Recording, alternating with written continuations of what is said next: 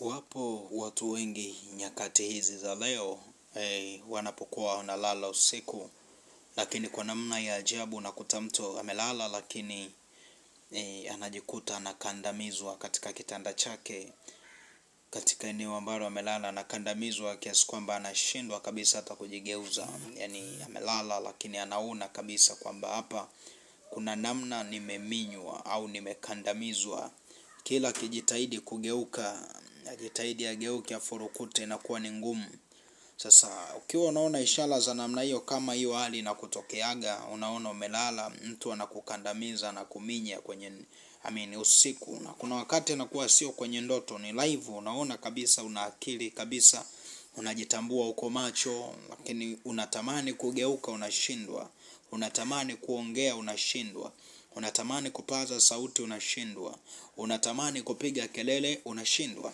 Hasa kuona ishara za namna hiyo kwenye ndoto yako au ulimwengu wako wa roho, manake unapewa taarifa kwamba hauna nguvu za kiroho. Pale ambapo ukaona ishara ya namna hiyo, manake unajuzwa kwamba nguvu zako za rohoni ni ndogo, au nguvu zako za rohoni ni hafifu sana, nguvu zako za rohoni ni chache.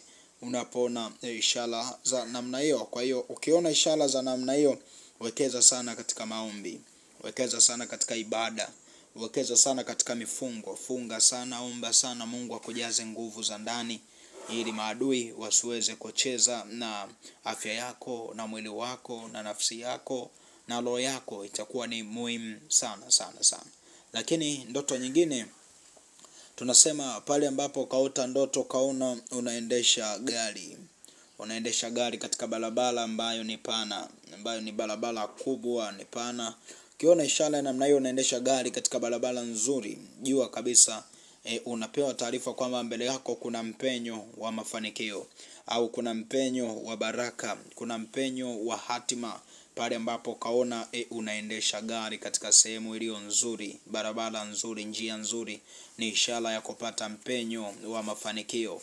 Lakini ndoto nyingine ni pale ambapo kaona umelala usiku, alafu kaoteshwa ndoto, ukaona unaendesha gari katika njia ambayo imejawa na mabonde, visike, vikwazo. Hiyo barabara manake tafsiri yake unajulishwa kwamba safari unayoiendea itakuwa na vikwazo vingi sana. Itapelekea mambo yako mengi kutokuendea vizuri. Itapelekea mambo yako mengi sana kuharibika. Kwa sababu gani? Kwa sababu ulimwengu wa roho, wachawi wanaleta vikwazo katika safari ya maisha yako. Kwa utakapoona ishara ya namna hiyo, simama sana katika maombi na Bwana atakusaidia. Mungu akubariki, Mungu akutunze. Jambo la kuzingatia, usisahau kusubscribe channel yetu hii. Lakini ukihitaji msaada wa kiroho katika madhabahu yetu hii tukufu, namba zetu za WhatsApp ziko hapo. Ninakutakia wakati mwema. Shalom shalom, Maranatha. Asante.